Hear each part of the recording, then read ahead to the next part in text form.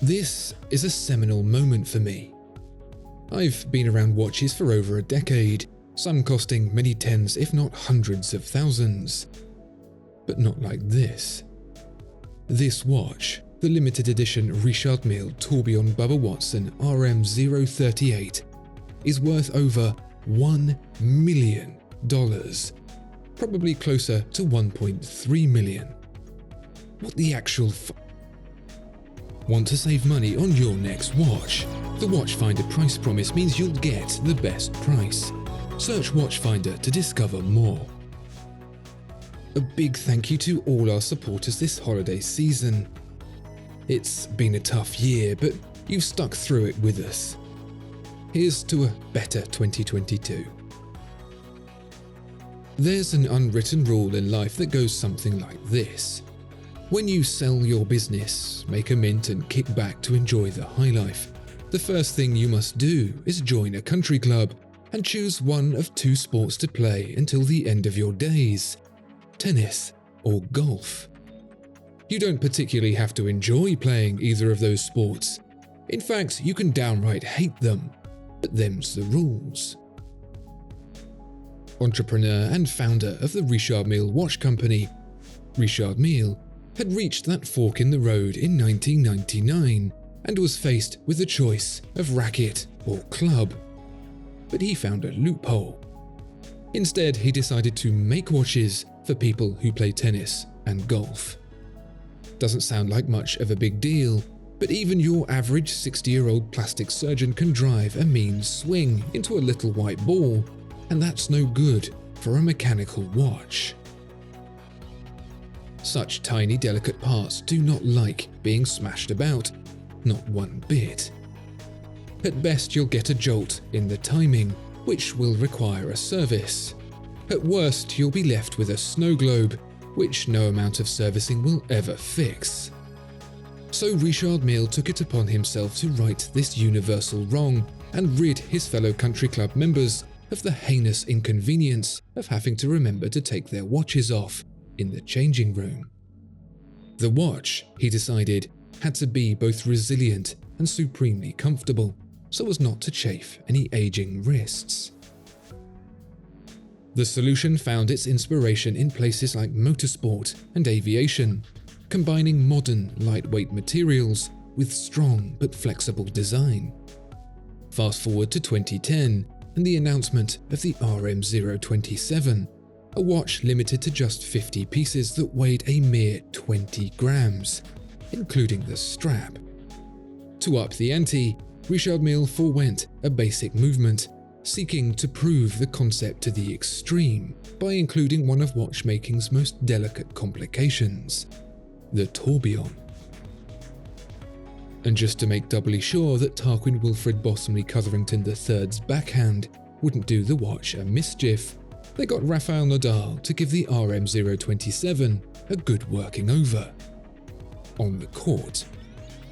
During his greatest ever season. During the greatest ever season in the history of tennis. Incredibly impressive, withstanding shock forces of several hundred Gs on the court.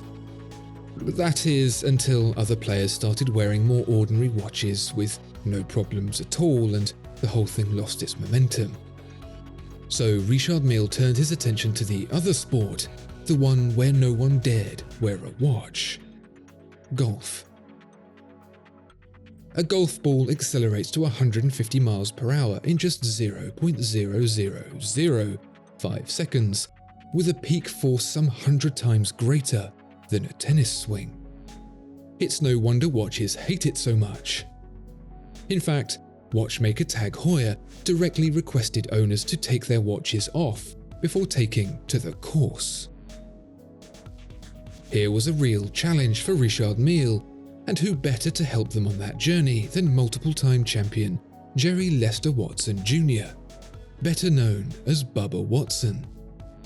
With one of the longest drives in the sport, able to clonk a ball 330 meters at nearly 200 miles per hour, and as one of the few players who actually wanted to wear a watch as he played, there was no better choice to torture test Richard Mille's golf-proof watch, the RM038. And so, in 2011, Richard Mille's technical know-how and Bubba Watson's legendary swing collided. The rules were the same: strength, comfort, and lightweight. Think how mopey golfers get when someone breathes too loudly. This watch needed to wear like it wasn't even there, and survive like it very much was. For Nadal's RM027, titanium was used to reduce the weight to almost nothing, but to endure the force of Bubba's swing, that existing case just wasn't strong enough. It had to be beefed up, but that meant adding weight, so a different material was chosen to bring that number back down again. Magnesium, the material used in the wheels of a Formula One racing car, another sport targeted by Richard Mille in case you were wondering, was chosen for its 50% reduction in mass over already featherweight titanium, which was then treated with an electroplasma coating process to give it a white ceramic finish, protecting the otherwise soft metal with a hard outer layer. The movement itself makes do with titanium, which by this point is almost boring by Richard Mille standards, but the structure wielded with the stuff is anything but. Suspended by isolated points around the case, the movement is more of an architectural endeavor than a watchmaking one, employing design techniques more often seen on suspension bridges than watches. The bridge-like nature of this three-dimensional lattice work is entirely deliberate, affording the movement both strength and flexibility in combating the extreme forces it was built to endure.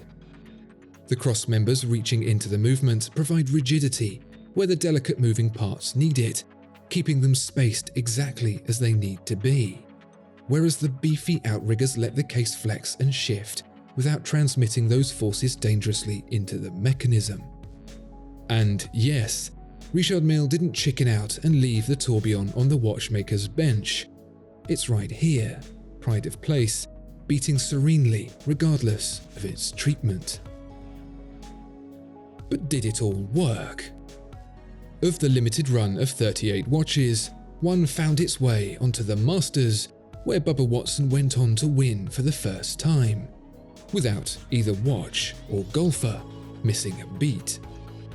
To celebrate, Richard Mille produced a second RM038, the RM03801, which threw in a G sensor for good measure. This utterly insane watch, even at its original price of $525,000, sold out in 2011 immediately. The sheer audacity of what it does and the challenge it set itself lit the collector's sphere ablaze, to the tune of a price today of around $1.3 million. Its scarcity, ideology, and of course its fantastic price have made it legend, and experiencing it is, well, bizarre. This is a moment that will probably happen only once in my life, and I'm glad it did. But given that it would take a century for me to pay for it, I'm also quite relieved to be handing it back again.